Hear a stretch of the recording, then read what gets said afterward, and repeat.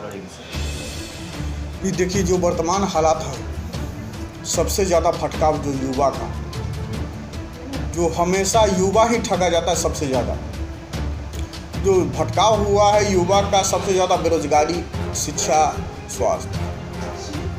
हम इस पर सबसे ज़्यादा युवाओं को जो रोजगार का, और सरकार जो बोल रही है आत्मनिर्भर बनने का, तो आत्मनिर्भर कैसे बनेगा? अगर सरकार सबसे पहले तो शिक्षा फ्री करे, स्वास्थ्य फ्री करे। अगर हर पंचायत स्तर पर, पंचायती स्तर पर, मैं गांव से शुरू करता हूं क्योंकि मैं गांव का रहने वाला किसान का बेटा हूं। अगर हर गांव में सेंट्रल स्कूल टाइप का एक स्कूल खोले और उसमें trained BEd top most teacher को डाले, तो उसमें मंत्री का बेटा हो या संतरी का बेटा हो या झुग्गी झोपड़ी में रहने वाला गरीब का बेटा हो, वो भी उसमें पढ़े, और जिसमें दम है वो निकल जाएगा। आरक्षण आर्थिक नीति पर होनी चाहिए। आत्मनिर्भर कैसे बनेगा? अगर उसका शिक्षा में ही पैसा खत्म हो जाएगा, स्वास्थ्य में ही पैसा खत्म हो जाएगा। स्वास्थ्य भी हर प्रखंड में एक मल्टीनेशनल हॉस्पिटल बनाए 100 बेड का, जिसमें टॉप मोस्ट डॉक्टर दे, उसमें अल्ट्रासाउंड, सीटी स्कैन, जिससे लोगों को सबसे ज़्यादा शिक्षा स्वास्थ्य में जो पैसा खर्चा होता है वो पैसा लोगों का बचे, और भविष्य में अगर उसके बच्चे को नौकरी नहीं मिलता है तो वही पैसा जो बचेगा वही आत्मनिर्भर बनेगा। इसका मतलब सर कि आपके एजेंडे में कहीं ना कहीं आर्थिक आधार पर आरक्षण की नीति? जी बिल्कुल बिल्कुल, वो गरीब को मिलनी चाहिए, चाहे गरीब कोई हो, किसी भी धर्म का हो, किसी भी समुदाय का हो, उससे मतलब नहीं, वो गरीब होना। आप बीपीएल में सर्वे करते हैं तो फिर गरीबी रेखा में सर्वे क्यों नहीं करते हैं? युवाओं के साथ जो ये लोग धोखा। और एक बात, 5 साल में एक बार परीक्षा होती है, करोड़ों रुपया स्टूडेंट के साथ वसूला जाता है। अब मालूम होता है कि एग्जाम के बाहर जब स्टूडेंट तैयारी करके जाते हैं, परीक्षा देकर निकलते हैं तो क्वेश्चन आउट है। अरे बिहार में ही क्यों होता है क्वेश्चन आउट, और राज्य में क्यों नहीं होता है? और कौन कर रहा है क्वेश्चन आउट? आपका सरकारी तंत्र ही कर रहा है। क्यों नहीं फांसी देते हैं वैसे जो विद्यार्थी के साथ और बेरोजगारों के साथ जो धोखा होता है? फिर 5 साल के बाद हमारी सरकार आएगी तो फिर हम आपको नौकरी देंगे। और अभी चुनाव आया है तो जुमला शुरू हो गया है, काफ़ी वैकेंसी आने लगी है। किसको आप ठग रहे हैं? जब तक युवाओं रोजगार, जब तक वो उसमें नहीं शामिल होंगे, तब तक ये बिहार समृद्ध बिहार कैसे बनेगा, कैसे आत्मनिर्भर बनेगा?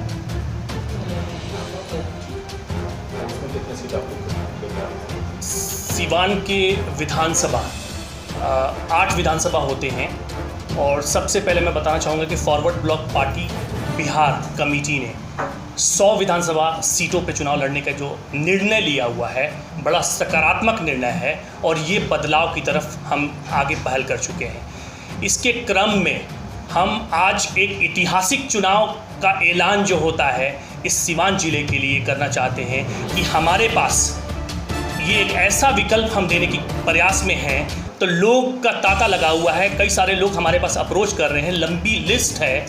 इसी बीच में बताना चाहूँगा, और आपको ये कहने में मुझे संकोच नहीं हो रहा है कि सीवान के 8 विधानसभा पे फॉरवर्ड ब्लॉक पार्टी के उम्मीदवार चुनाव लड़ेंगे। ये मैं आपको बता दे रहा हूँ। आज तक के इतिहास में ऐसा कभी नहीं हुआ था, कोई ऐसी एक पार्टी जो विकल्प की तलाश में हो और 8 के 8 विधानसभा पे अपना उम्मीदवारी ठोकता। मैं बता रहा हूं कि हमारी पार्टी 8 विधानसभा से चुनाव लड़ेगी। इस क्रम में हमारे उम्मीदवारों की लिस्टिंग जारी है।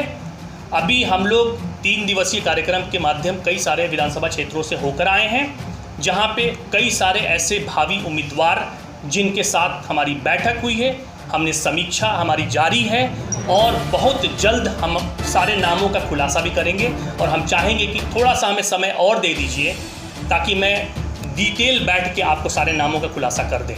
लेकिन अगर आप मुझे प्रेस करिएगा तो मैं बोलूँगा कि कौन कौन से विधानसभा में चुनाव लड़ने की हमारा अभी फैसला आ चुका है। तो मान लीजिए सर हम प्रेस कर रहे हैं। देखिए, अभी तो थोड़ा सा हम समय मांगना चाहते हैं, टेक्निकलिटी है, ठीक है ना। वैसे मैं आपको ऐलान कर देना चाहता हूँ, गोरिया कोठी विधानसभा क्षेत्र सीवान का, वहाँ हमारा कैंडिडेट फाइनल हो चुका है और मैं वहाँ चुनाव लड़ा रहा हूँ।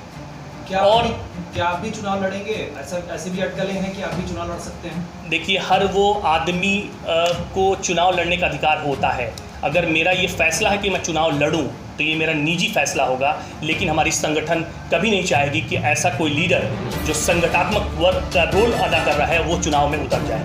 मैं एज ए इंडिविजुअल, मेरा कोई मोटिव नहीं है कि मैं चुनाव लड़ूंगा। मैं आपके चैनल के माध्यम से मैं खुलासा कर देना चाहता हूं, मैं यहाँ पे चुनाव लड़ने नहीं आया हूं, लेकिन हाँ, सामूहिक तरीके से हमारी पार्टी चुनाव लड़ेगी और हम लड़ाएंगे और पूरे विधानसभा क्षेत्रों पे 243 में से 100 सीटों पर हम चुनाव लड़ा के एक बदलाव की शुरुआत करेंगे। कहीं ऐसा तो नहीं कि आप भी किंग मेकर बनना चाह रहे हैं और उम्मीदवार को लड़ा करके अपनी अलग भूमिका निभाना चाह रहे हैं? इसमें बुराई क्या है? अगर मैं किंग मेकर ही बनता हूं तो बुराई क्या है? अगर मेरे अंदर क्षमता है, मैं तो कहता हूं कोई भी युवा हमारी पार्टी में आए, अगर वो किंग मेकर बनने की सलाहियत रखता है, मैं अपने इस कुर्सी को छोड़ने के लिए तैयार हूं। मेरे अंदर कोई ऐसा लाभ या कुछ ऐसा कोई लोभ नहीं है मेरे अंदर कि मुझे पद चाहिए, मुझे सम्मान चाहिए, मैं कोई मिनिस्टर बनना चाहता हूँ या कोई विधायक बनना चाहता हूँ। लेकिन हाँ, ये एक शुरुआत हुई है, फॉरवर्ड ब्लॉक पार्टी ने शुरुआत करी है और ये ऐसा शुरुआत हुआ है जहां आपको थोड़ा समय और आप दे दीजिए तो आपको दिख जाएगा कि हमारे कहनी और कथनी और करनी का जो बात होती है ना, उसमें फ़र्क आपको दिख जाएगा। तो ये थोड़ा सा वक्त चाहिए। किसको लेकर? देखिए, ये इस वक्त हम लोग 3 दिवसीय यात्रा पर सिवान, गोपालगंज और छपरा के यात्रा पर हैं। ये पूर्ण रूप से ये चुनावी यात्रा है और हम लोग यहाँ पर जो हमारा प्रतिनिधि यहाँ पर काम कर रहे हैं, जो हमारा लोग है, उनके साथ हम जनसंपर्क कर रहे हैं और चुनावी मुद्दे पर हम चर्चा कर रहे हैं। ये टोटल ये जो हमारा यात्रा है, ये चुनावी यात्रा है। सर, किसी को आप लड़ेंगे और किसी के साथ गठबंधन भी होने की उम्मीद नहीं है। हमने गठबंधन शब्द को स्टॉप कर दिया है, हमने इसका कोई ऑप्शन ही नहीं रखा है। हम अकेले, जो बिहार में 243 सीट है और उन 243 में हम 100 सीटों पर बिहार में लड़ करके तीसरा विकल्प बिहार के आवाम के सामने देना चाहते हैं। बिहार की लेफ्ट पार्टी बिल्कुल नहीं है, ऐसे में आप 100 सीटों पर लड़ने की बात कर रहे हैं, कैसे लड़ेंगे? क्या लेफ्ट पार्टी नहीं है? बिहार में लेफ्ट पार्टी नहीं है। नहीं, बिहार के लिए आपकी पार्टी फॉरवर्ड ब्लॉक बिल्कुल नहीं है। ऐसे में आप 100 सीटों पर लड़ने की बात कर रहे हैं। देखिए, नई बिहार के लिए हमारा नहीं है, हमारा बिहार का इतिहास है। जो आपके सिवान ज़िले के गोपालगंज और सिवान के गफूर साहब थे, वो नेताजी सुभाष चंद्र बोस के साथ काम करते थे, उस समय वो पार्टी में थे। तो यहाँ हमारा पुराना हिस्ट्री भी है। हमारा यहाँ पर मिनिस्टर घनश्याम दास महतो हुआ था 55 के आसपास में, जब भोला पासवान शास्त्री का ये सरकार बनी थी, तो घनश्याम दास महतो यहाँ पर मिनिस्टर हुआ करते थे, जिस समय झारखंड और बिहार का विभाजन नहीं था। हाँ, निश्चित तौर पर हम विगत कुछ सालों में हमने पूर्ण रूप से जोरदार तरीके से उपस्थिति नहीं दिखाई है, लेकिन ये वक्त इस बार ये सवाल का नहीं है। सवाल का ये है कि जब बिहार की राजनीतिक 2 धुरी में बट गया है, एक महागठबंधन और दूसरा एनडीए की धुरी में बट गया है, और बिहार की आवाम में महसूस कर रहा है कि विगत 30-40 सालों से ये दोनों गठबंधनों ने उसे लूटने का काम किया है। तो इस वक्त जो नेताजी की पार्टी है, वो जात धर्म से अलग हट करके एक नया विकल्प किसान, नौजवान, छात्रों के लिए ये देना चाहता है, और वो विकल्प प्रस्तुत करने के लिए हम चुनाव में आ रहे हैं, 100 सीटों पर लड़ना चाह रहे हैं। आपका मुख्य एजेंडा क्या होगा सर? डेफिनेटली जो यहाँ के किसान बदहाल है, यहाँ के जो इंडस्ट्री बंद पड़ा हुआ है, यहाँ जो माइग्रेंट लेबर का समस्या है, ये जात पात की राजनीति एकदम सर से ऊपर उठ गया है। ये तमाम चीज़ों को स्टॉप करना और नया बिहार का निर्माण करना हमारा उद्देश्य है। सिवान जिले में कितने सीटों पर? 8 विधानसभा। ये तो हमारा अभी जो प्रेस प्रवक्ता ये इनका सवाल है, ये बताएंगे। अभी ये घोषणा कर देंगे आप ये बताते रहे हैं कि विगत 80 सालों से ये पार्टी अस्तित्व में है। जी, तो फिर इतनी देर क्यों हुई सक्रिय राजनीति में? बहुत अच्छा सवाल है आपका। बिहार में आपने देखा होगा और पूरे हिंदुस्तान की राजनीतिक एक भटकाव के दौर पर चला गया। तो जिस पार्टी ने जात और धर्म की राजनीति की, बांटने का काम किया, उसका ये धंधा इस जो एज था उसमें काफ़ी फला फूला। लेकिन जो नेताजी की पार्टी है, ये जात धर्म की राजनीति नहीं करना है, इसका बैन है करना, इस पर बात नहीं करना है, तो फिर हमारा जनाधार उस तरह से नहीं आया। लोगों ने सोचा होगा कि जात के नाम पर कल्याण हो जाए, छोटे छोटे जात को लेकर के मोबिलाइजेशन किया गया, बिहार में समीकरण तैयार किया गया। लेकिन इन तमाम कुछ सोशल इंजीनियरिंग करने के बावजूद भी जब बिहार के जनता को और देश के जनता को जब कोई बेहतर विकल्प नहीं हुआ, तब हम आए हैं, हमको जनाधार मिल रहा है, हमें लोग स्वीकार कर रहे हैं, जगह जगह हमको स्वागत किया जा रहा है। और नेताजी का सिद्धांत को अब वो समझ रहे हैं कि नेताजी ने क्या कहा था। नेताजी ने कहा था कि धर्म आंतरिक मामला है, और आज हिंदुस्तान में धर्म ही सबसे बड़ा सेंटर है राजनीति का। तो अब लोग महसूस करें कि ये धर्म और जात के राजनीति से किसी का भला नहीं हो सकता, सिर्फ चंद लोगों का भला होता है जिसका ताजपोशी होती है, और बिहार के आवाम ठगा रह जाता है। इसलिए हम एक तरफ कुछ पार्टियां जात पात की राजनीति कर रही है, तो वही जो जनता है वो जात पात के ऊपर नहीं उठ पा रही है। ऐसे में आप उस चीज़ को कैसे खत्म ये सवाल जनता के ऊपर हम आरोप नहीं लगा सकते हैं। जो पटना में बैठे रहनुमा है, जो बोलते हैं कि हम बिहार के रहनुमा हैं, उनको वो विकल्प देना चाहिए जात पात से उठ करके। वो विकल्प नहीं दे रहे हैं। फॉरवर्ड ब्लॉक ये तीसरा विकल्प दे रहा है कि ये यहाँ पर जात और पात की राजनीति नहीं होगी, सिर्फ और सिर्फ मुद्दे का बात होगा, बिहार की बदहाली का बात होगा।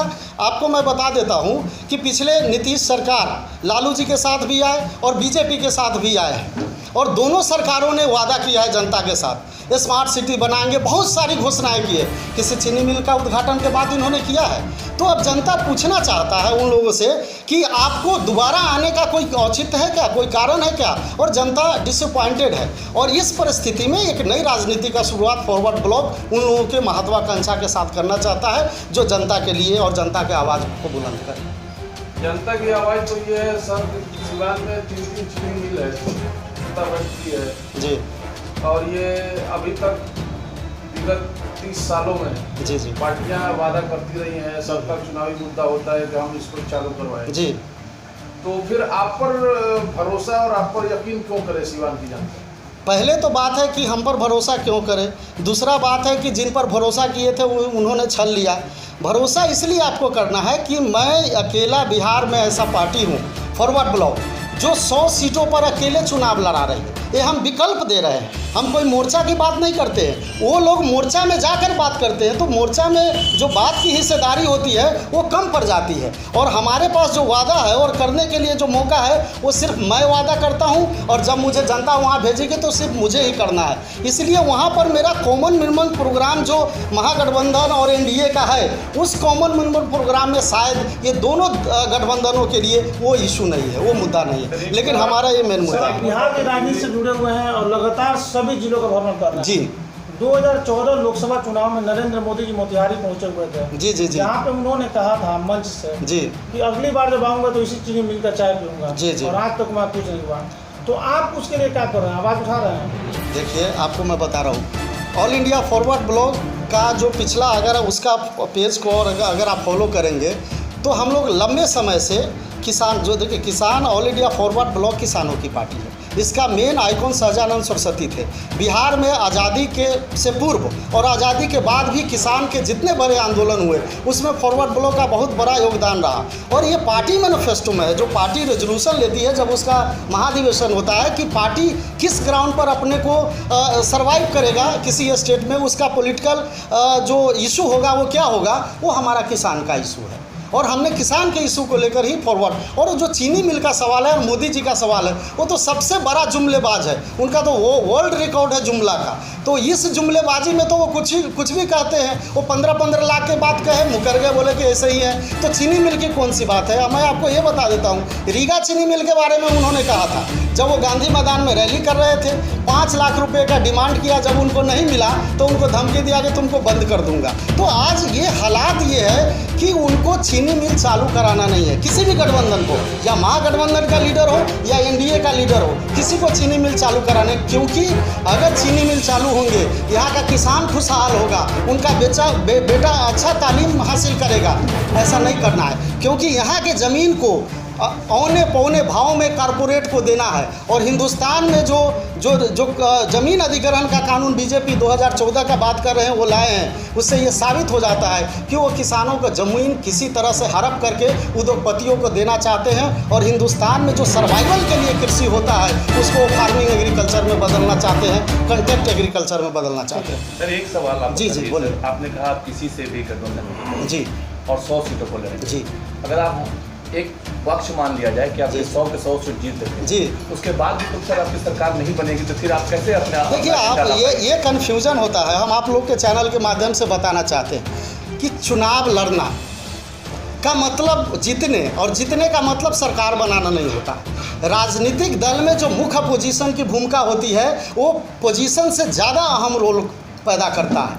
हम वो आयाम लाना चाहते हैं, राजनीति में एक नया शुरुआत लाना चाहते हैं। आपने देखा होगा 36-38 साल तक हम लोग बंगाल में शासन में रहे हैं, 1 रुपया का गबन घोटाला का आरोप नहीं रहा है, और उतना ही दिन ममता विपक्ष में रही है। लेकिन उन्होंने किसी से तालमेल करके, वो चाहती तो जा करके तालमेल करके आ जाती, लेकिन उन्होंने नहीं। ये राजनीति की एक सूचिता है कि आप विपक्ष में रहिए, जनता के बीच में जाइए, जनादेश हासिल करिए और उसके लिए काम करिए। वही काम मैं करना चाहता हूँ और हमारी party all India forward block करना चाहती है। एक सवाल